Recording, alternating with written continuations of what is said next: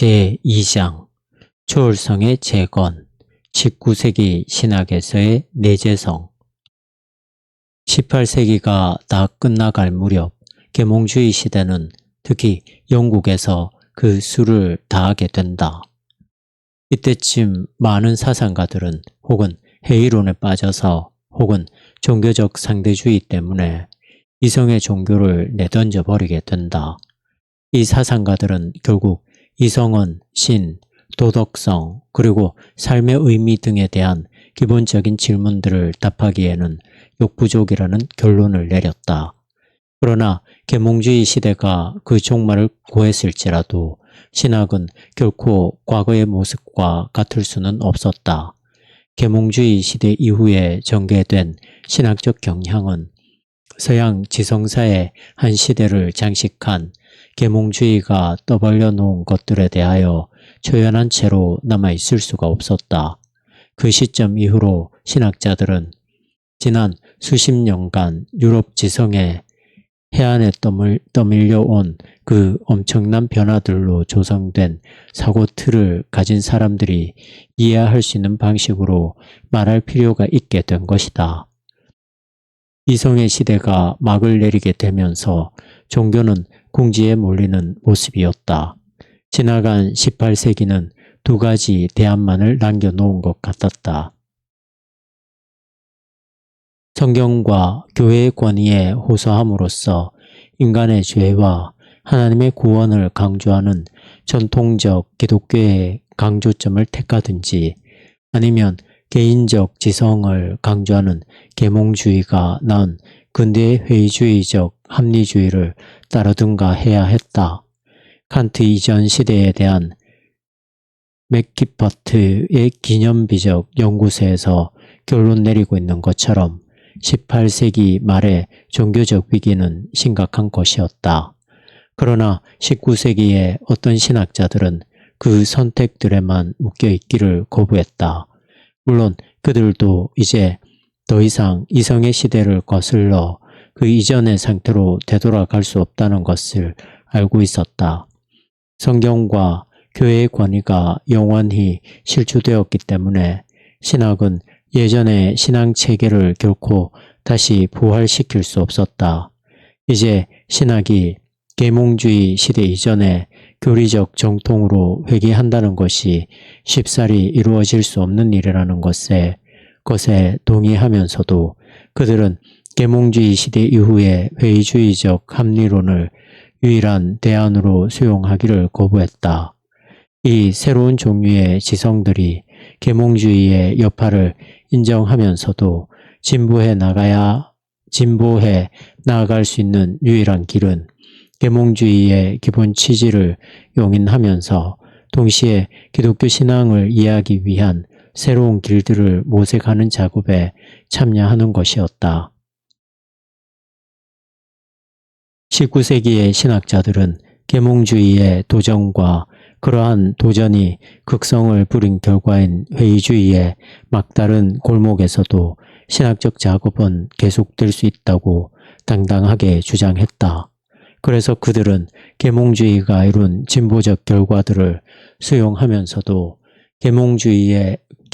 계몽주의를 넘어서 그 앞으로 나아가려고 했다. 좀 더 구체적으로 말한다면 중세적 균형이 산산이 부서져 버리는 그 어간의 초월성과 내재성 사이에 어떤 새로운 관계를 설정하려고 했던 것이다. 계몽주의 시대 이후에 세계에서 신학을 재건하는 과업을 짊어진 19세기의 신학자들은 그들의 변기창 속에 새 지적 거인들이 만들어 놓은 무기들을 보유하고 있었다. 바로 이 즈음에 서구 사상의 유산은 이성의 시대가 다소 늦게 도착한 독일로 이전되고 있었다. 한편 독일의 신학계에서는 계몽주의의 정신이 영국에서보다 더 깊은 뿌리를 내리고 있었다. 결과적으로 19세기 신학을 형성한 세 사람은 모두 독일 사람들로 임마누엘 칸트, 헤겔, 그리고 프리드리히 슐라이어마허가 그들이다. 이 세 사상가들은 인간의 삶에서 종교적 부분을 하나의 특별한 영역으로 분리하려 했다는 면에서 유사하다. 그러나 각자는 종교의 요체를 말할 때 각각 다른 차원, 즉 도덕, 칸트, 지성, 헤겔, 그리고 직관, 슐라이어마흐 등을 제시함으로써 뚜렷한 차이를 보였다. 이 세 사상가들의 그림자는 19세기의 지적 전망 전반에 걸쳐 길게 늘어뜨려져 있으면서 우위 다툼을 하고 있지만 결국은 이 세 가지 사상 모두가 서로 뒤섞여 이른바 19세기 개신교 자유주의 신학을 낳았고 제4의 독일 사상가라 할 수 있는 알브레이트 리츠르에게서 그들의 사상이 집약되었다. 이와 같이 뛰어난 재능의 사상가들이 보인 호방한 노력에도 불구하고 19세기가 마감할 무렵에 이르렀을 때 당대의 신학은 여전히 계몽주의를 극복하지 못했음을 발견하게 된다. 새로운 내재성에 대한 강조는 사실 르네상스 이후 인간의 상상력에서 뚜렷이 한 부분을 차지해 왔던 것으로서 여전히 19세기 신학이 재건한 집에 기초를 이루고 있었던 것이다. 임마누엘 칸트 1724에서 1804년 도덕적 경험 속에 내재하시는 하나님. 19세기의 위대한 사상가들은 인간의 삶에서 종교가 차지할 수 있는 특별한 위치를 별도로 지정함으로써 계몽주의에 의하여 빚어진 공경을 극복하고자 했다. 그러한 유의 첫 시도는 18세기 독일의 철학자 임마누엘 칸트에 의하여 이루어졌다. 칸트는 종교에 적합한 영역으로서 삶의 실천적 영역, 즉 도덕적 영역을 제시했다. 실천 이성 안에 그 적절한 기초를 두고 거기서부터 신학을 형성하려 함으로써 초월성과 내재성 사이에 새로운 균형을 맞춰보려 했다. 그가 지적인 면에서 계몽주의에 가깝게 있었다는 것은 삶의 윤리적 차원을 종교의 중심적 관심사로 격상시키는, 즉 이성의 시대의 사상적 핵심에 근접해 있는 그러한 이해에서 증명된다. 이것은 이성의 시대인 계몽주의 윤리의 핵심에 가까운 이해였다. 그러나 그의 도덕지향적 종교의 확립 방법은 계몽주의와는 완전히 달랐다. 겉으로 보면 칸트의 삶은 큰 굴곡이 없어 보인다. 그는 동프로시아의 항구 도시 케니스베르크에서 태어나서 공부하고 줄곧 그곳에서 가르치다가 죽었다. 그는 그곳 대학에서 강사로 봉직하다가 논리학과 형이상학 교수로 선출되었다. 칸트는 결혼을 하지 않았고 살던 도시를 떠나 여행해 본 적도 없었다. 그의 일과는 너무도 틀에 맞춘 듯이 짜여 있어서 그가 살던 동네의 아낙네들이 그의 오후 산책 시간인 3시 30분에 시계를 맞출 정도였다는 것이다. 그는 57세에 이르기까지 주요 저작을 내놓지 않았다. 그러나 바로 그 해에 그가 출판한 순수 이성 비판은 당대 철학계를 뒤흔들어 놓았고 오늘날에도 여전히 그 여파가 느껴지고 있을 만큼 큰 지적 파도를 불러일으켰다. 칸트의 철학. 임마누엘 칸트는 철학에 있어서 코페르니쿠스적 혁명이랄 수 있는 것을 일으켰다. 그 위대한 천문학자가 태양계의 중심은 지구가 아니라 태양이라고 한 것처럼 칸트는 이성을 인간의 암, 인식론의 중심부로 끌어올렸다. 칸트는 실제를 경험할 수 있는 가능성은 이성에 달려 있다는 것을 이론화했다. 칸트 혁명의 배후에는 이성의 시대에 영국을 풍미했던 철학운동인 경험주의로부터 물려받은 인식론이라는 심대한 문제가 있다. 경험주의에서 인식의 과정을 이해하는 중심 사상에는 소위 수동적 지성이라는 것이 있다. 존 로커는 그의 인간 지성론에서 데카르트 철학의 중심 주제를 부인하면서 주장하기를 인간의 지성은 타불라 라사, 즉 본디 타고난 관념이 전무한 하나의 빈 종이라고 했다. 그렇기 때문에 인식 과정은 수동적이라는 것이다. 그것은 단지 오관을 통하여 외부로부터 전해져 오는 인상들을 수용한 다음 그동안 수집한 인상들로부터 관념들을 형성하는 것일 뿐이다. 언뜻 들어보면 경험주의자의 이론은 단순히 매일매일의 평범한 경험을 설명한 하나의 명백한 진리처럼 보인다.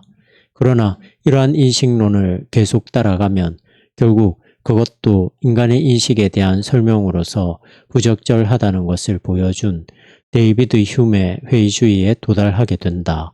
그의 주장에 의하면 경험주의의 방법은 우리가 당연시하고 있는 실제의 어떤 양상들, 곧 가장 중요한 예들을 들어본다면 인과관계라든지 실체 등을 인식할 수 있게 해주지 못한다는 것이다. 우리가 인식하고 있는 그 모든 것들은 우리가 가지고 있는 지각일 뿐이라고 휴먼 천명했다. 이러한 지각들은 우리 나름대로 추론해 보지만 실제로는 경험하지 못하는 인과관계에 근거한 일련의 사건들의 우연의 일치 같은 것을 포함한다. 마찬가지로 우리는 일련의 여러 가지 인상들, 크기, 색깔 등을 경험하기는 하지만 정작 실제로 존재하는 실체들을 경험하는 것은 아니다. 우리의 상상력은 그러한 인상들이 그 물체들 안에 들어있는 속성이라고 생각하게 한다. 휴메에 따르면 우리는 실체들에 대하여 그것들이 이 세상에 존재하는 대로 인식하는 실제적 인식을 할 수 없다. 사실 인과관계와 마찬가지로 그러한 외적 물체들의 정체가 거기에 있는 대로 발견되는 것이 아니라 정체를 안다고 한다면 그것은 단지 지성의 습관에 의한 결과라는 것이다. 휴메의 인식론적 회의주의는 종교적 신념에 중요한 영향을 끼치게 되었다. 그것은 이신론, 즉 경험주의라는 구조물 위에 세워진 종교에 대한 회의를 불러일으켰기 때문이다. 그는 자연 종교의 합리성을 주장하는 논증들이 그 주창자들이 믿고 있는 것만큼 그렇게 확실하지는 않다는 것을 보여주었다.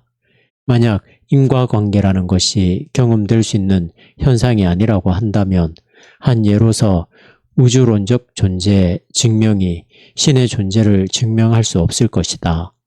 또한 실체라는 개념을 인정치 않는 마당에 영혼 불멸의 교리도 더 이상 버티기가 어렵게 되었다. 그리고 현재의 불의와 악을 보면서는 창조주의 선하심에 기초한 응보적 정의라는 미래적 사실을 당당하게 주장하기가 어렵게 되었다. 칸트는 휴메의 과격한 회의주의가 도전적이라고 생각했다. 사실 그는 자기 자신의 독단주의적 잠으로부터 그를 깨운 이가 바로 휴메라고 피력한 바 있다. 칸트는 이 문제를 타진해 들어가면서 곧 휴메이 발견했던 바 인간이 인식 과정에서 가지게 되는 한계의 문제를 설명할 수 있게 되었다. 그러나 그의 영국 출신 선배와는 달리 칸트는 그러한 한계가 있다고 해서 모든 형이상학적 개념들을 회의주의적으로 완전히 거부할 필요는 없다고 믿었다. 순수 이성 비판에서 칸트는 형이상학의 기반을 공고히 하고자 했다. 이러한 목적에서 그는 하나의 대담한 가설을 제시했다. 즉, 지성은 인식 과정에 있어 능동적이라는 것이다. 그는 주장하기를 외부 세계에 대한 지식은 감각 경험만으로 얻어지는 것이 아니라고 했다. 감각은 단지 원자료를 공급하는 것이고 실제로 인식의 과정이 진행될 때는 지성이 원료의 상태로 주어진 그것을 체계화한다. 이와 같이 감지된 내용들을 조직화하는 데는 이성 안에 내재되어 있는 어떤 형식적 개념들이 인식을 가능케 하는 매개체로서 일종의 여과판 역할을 해주기 때문에 지식으로서 성립된다고 그는 덧붙였다. 여러 가지 형식적 개념들 가운데 두 가지가 기본적이다. 공간과 시간이 그것이다. 칸트에 의하면 공간과 시간은 물질 자체에 내재되어 있지 않은 속성들이다. 오히려 이 두 감성의 형식은 다른 형식적 구조들과 마찬가지로 지성이 마주대하게 되는 이 세계에 부과하는 질서체계의 한 부분이다. 실제로는 사물들이 시공간적으로 존재하지 않을지라도 우리는 이러한 두 가지 기본 개념들이 아니면 다른 방법으로는 오관적 경험의 대상이 되는 외부 세계를 인식할 수 없다고 그는 주장했다. 인식 과정에서 지성이 능동적이라고 하는 가설은 인간 인식자의 경험 속에 존재하는 대상들, 현상계와 경험을 넘어선 곳에 존재하는 대상들, 가상적인 것을 구분하도록 만들었다. 칸트에 의하면 가상적인 것은 어떤 인식의 주체와 아무런 관계없이 존재하는 대상, 물 자체이거나 또는 우리에게 단지 그것을 탐지하는 데 필요한 장치가 부족할 뿐인 어떤 대상이다. 나중에 살펴보겠지만 가상적인 것이라는 개념 때문에 칸트에게는 원인과 결과를 초래하는 어떤 영역이 열리게 되었고 그 안에서 그는 능동적인 도덕적 행위자인 인간에게 자유가 있음을 인정할 수 있었다. 휴메의 이론과 같이 칸트의 인식 이론은 타고하는 자가 감각 경험을 가지고는 신이라든지 불멸하는 영혼, 그리고 인간의 자유와 같은 초월적 실제를 논증할 수 있는 능력에 커다란 한계가 있다고 보았다. 칸트가 순수 이성 비판에서 전개한 입장은 과학은 감각 경험에 기초한 것이므로 공간과 시간의 한계를 넘어서 존재하는 실제들에 대해서는 과학적 작업을 통하여 인식할 수 없다는 것이다. 순수 혹은 사변적 이성과학은 혹은 사변 이성은 기껏해야 이러한 형이상학적 개념들이 경험적 세계에서 우리가 알고 있는 어떤 것과도 모순되지 않으므로 있을 법하다고 진술하는데 그칠 뿐이다. 경험적 인식의 한계를 보여준 순수 이성 비판은 신과 같이 공간과 시간을 초월하는 실제들을 감각에 기초한 과학적 경험의 영역 밖에 존재하는 것으로 보았다. 이러한 추이는 일단 그러한 초월적 실제들을 인식할 수 없는 것으로 여기게 할 것 같지만 칸트의 의도는 휴메의 종교적 회의주의를 증명해 주려는 것이 아니었다.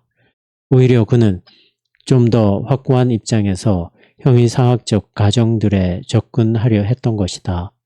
그가 나중에 판단력 비판에서 설명했던 것처럼 만약 신이라는 실제가 감각에 기초한 경험의 논증에 의하여 증명될 수 있다면 신을 도덕적 범주들 가운데 놓고 보는 것이 어려워질 것이라고 믿었다. 사실 칸트는 그렇게 보려고 했다. 순수 이성 비판 제2판에서 그는 다음과 같이 설명했다. 그러므로 나는 신앙의 여지를 만들어주기 위하여 인식을 부인할 필요가 있음을 알게 되었다. 이 독일 철학자에게 있어서 신앙은 인간 이성의 또 다른 영역, 곧 실천적 측면에서의 이성에 속하는 것이었다. 그는 그러한 이성을 인간 실존의 도덕적 측면과의 관계성 안에 놓고 보았다.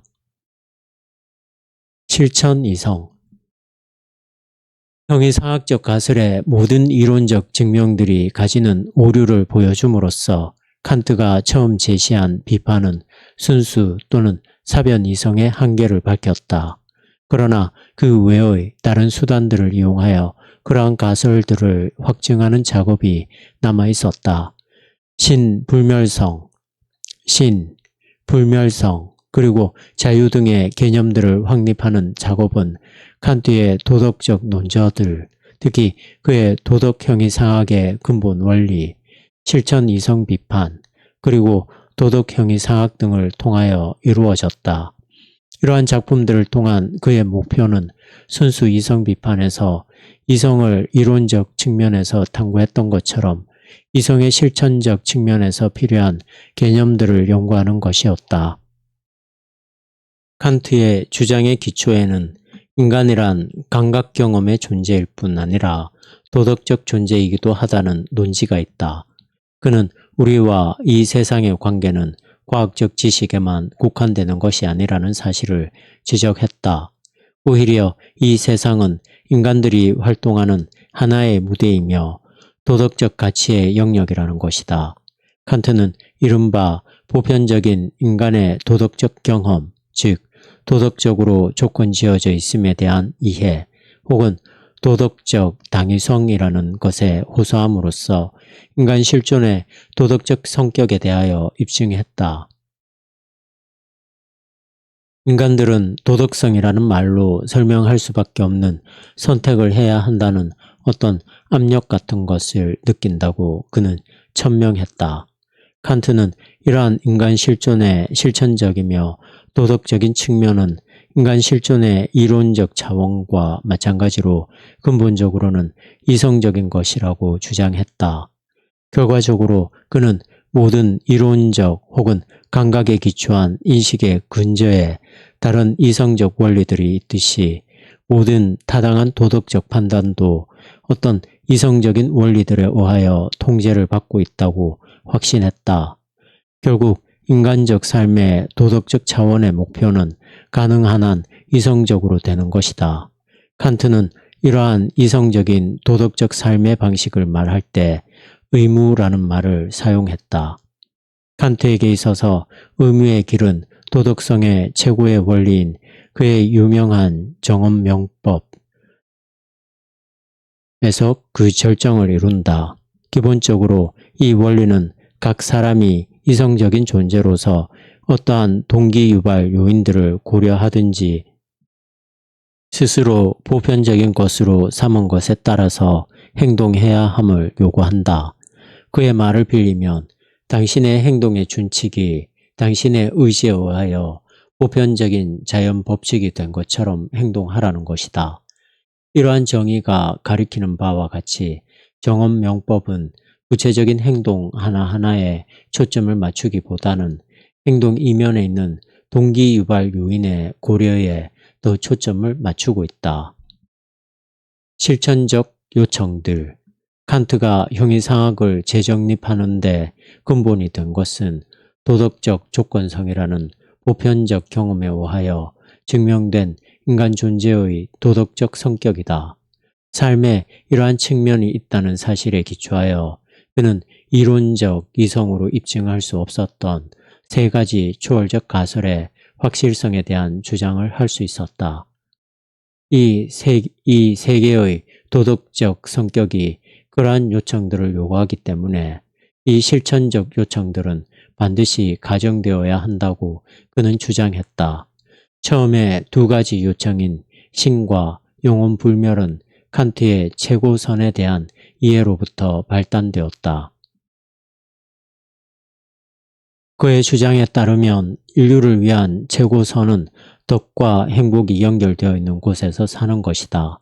그러나 우리 모두가 알고 있듯이 이 생의 삶 속에서 덕이 항상 보답받는 것은 아니다. 그러므로 칸트의 결론은 덕을 끼치는 삶이 적합한 보상을 받을 수 있는 미래적 삶이 있어야 하며 신은 그곳에서 완전한 정의가 정말 유효하게 나타날 수 있도록 보장하는 이로서 반드시 존재해야 한다는 것이다. 칸트의 자유에 대한 요청은 특히 폭넓은 영향력을 미치고 있다. 그는 인간이 능동적인 도덕적 행위자라는 인간 보편의 경험을 설명하기 위해서는 반드시 인간의 자유가 필요하다고 주장했다. 현상적 차원에서 인간은 물리적 존재로서 자연의 법칙에 예속되어 있으므로 자유로워 보이지 않는다. 그러나 현상계 이면에 존재하는 가상계적 영역에서 각 개인은 자유로워야 한다. 왜냐하면 도덕적 의무는 자유를 전제로 하기 때문이다. 이 논증은 인간 개인을 두 영역에 동시적으로 존재하는 자로 보았다. 그러므로 각 개인은 양 측면, 즉 도덕적인 측면, 자유로운 행위자로서와 과학적인 측면에서 물리적인 인과 법칙 아래 놓인 존재로서 이해되어야 한다. 합리적 종교. 이성의 한계 내에서의 종교에서 칸트는 그의 작업을 한 단계 더 확대시켜서 도덕으로부터 종교, 즉 기독교로 옮겨갔다. 그에게 있어서 이러한 단계적 확대는 불가피한 것이었다. 왜냐하면 종교는 도덕을 위한 궁극적인 목표를 제공하기 때문에, 다시 말해 인간의 최종적인 목표가 되는 권능의 도덕 입법자에 대하여 말해주기 때문이다. 이 책은 칸트의 작품이 일반적으로 그러하듯이 계몽주의의 연속이면서 동시에 그것과의 단절을 보여주었다. 그는 우리 자신의 힘으로 뿌리 뽑을 수 없는 악한 성향이 우리 안에 보편적으로 존재한다는 근본 악에 대한 토론으로부터 시작한다. 이 토론에서 이 독일 철학자는 이성의 시대의 관점으로 볼 때 용서받을 수 없는 죄악을 범하고 말았다. 그는 계몽주의 시대가 기독교에 대한 가장 통렬한 비판의 대상으로 삼았던 원죄라는 특정의 교리를 재도입했던 것이다. 그러나 칸트가 계몽주의와 완전히 결별했던 것은 아니었다. 왜냐하면 그는 그 시대의 기본적인 낙관주의를 그대로 유지했기 때문이다. 인간에게서 근본적인 악이 발견되지만 그의 행위는 자유로움으로 그것을 극복할 수 있어야 한다고 덧붙였던 것이다. 이렇듯 두 명제 모두를 동시에 붙잡기 위하여 그는 우리의 실제적인 의지 안에 존재하는 것으로 보았던 악의 원리와 우리의 본질적인 의지와 일치하는 것이라고 그 스스로 천명했던 정언명법을 구분지었다. 이렇게 함으로써 칸트는 마이클슨이 이야기했던 종교개혁의 타락에 대한 강조와 계몽주의의 자유에 대한 강조를 불안정하게 용합시켰다. 종교를 본질적으로 윤리적이라고 보았던 칸트는 그의 기독론도 그러한 관점으로 형성하기에 이른다. 그는 창조의 목적이 도덕적으로 완전한 인류를 만드는 것이라고 묘사했다. 이러한 목표는 우리 신앙의 대상인 하나님의 독생자의 모습으로 하나님의 마음속에 영원히 남아있다는 것이다. 계몽주의 사상에 충실했던 칸트는 이러한 관념은 우리의 이성 속에도 존재하기 때문에 도덕적으로 하나님을 기쁘시게 하는 사람이라는 관념의 원형으로서 경험적인 본보기가 우리에게 필요하지는 않다고 주장했다. 그러나 한편 그는 기독교적 전통을 신중하게 보고자 하는 의도에서 그러한 이상의 한 역사적 모범으로서 예수 또는 좀 더 구체적으로 표현하면 이 세상의 최고선을 위하여 고난에 직면한 예수의 모습이 있다고 덧붙였다. 종교의 윤리적 본질은 이와 같이 칸트가 기독교의 중요성에 대해 이야기하는 데 영향을 미쳤다. 그는 계몽주의 사상에 동조하여 기독교를 보편적인 이성 종교에 예속시켰다. 그에게 있어서 기독교는 순수한 종교적 신앙을 이루어가는 점진적 과정의 한 단계인 윤리적 사회의 구현을 위한 한 방편에 불과하다. 계몽주의에 의한 변화들은 그가 종교적 권위를 이해하는 데에도 영향을 미쳤다.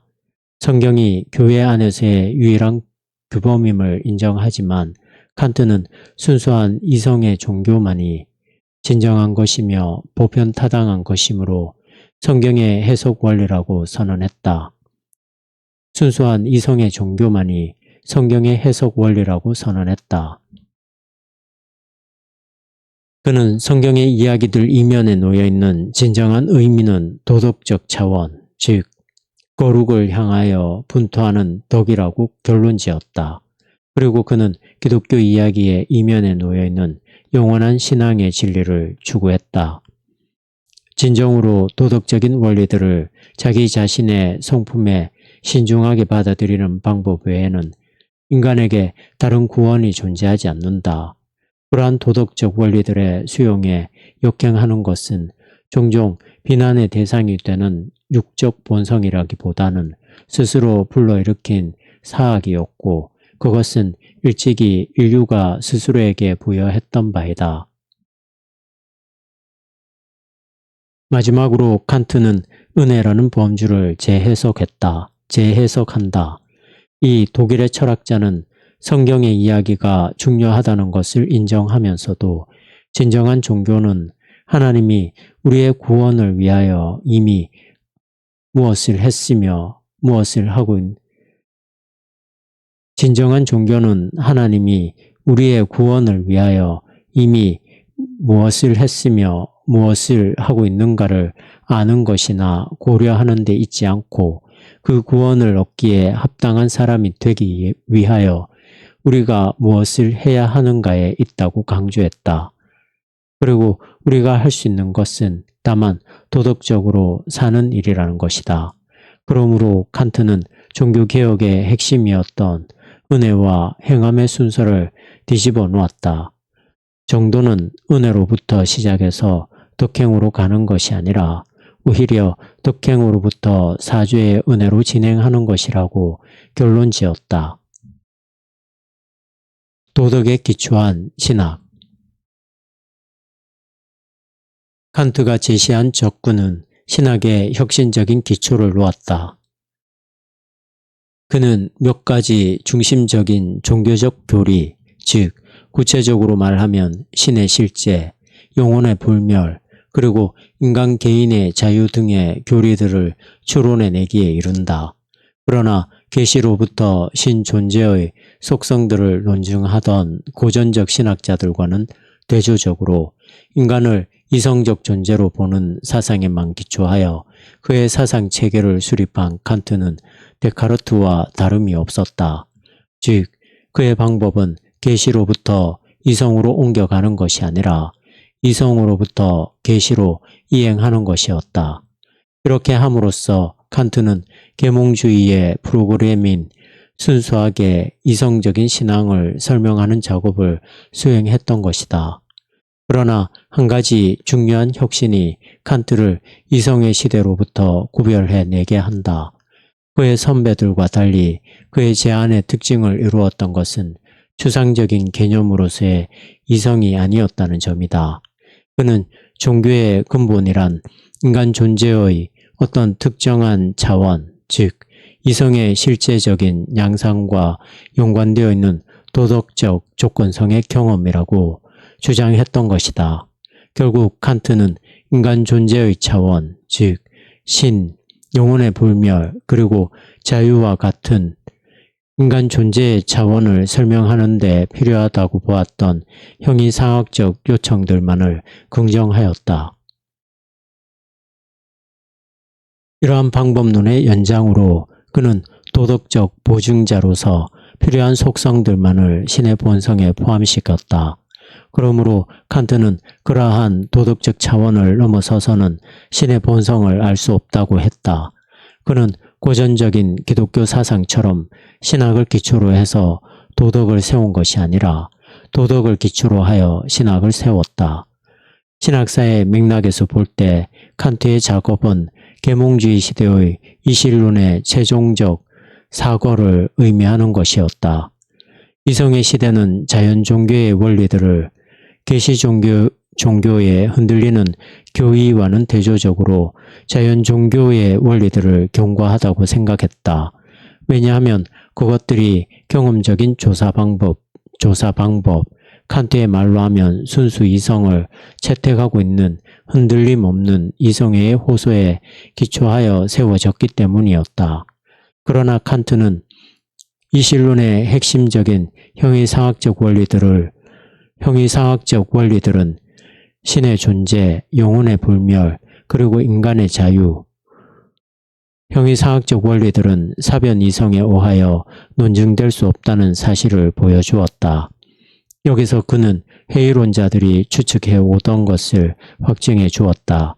신앙으로 나아가는 그 길, 즉 사변 이성에 의한 방법, 신앙으로 나아가는 그 길은 완전히 막혀 있음을 보여준 것이다.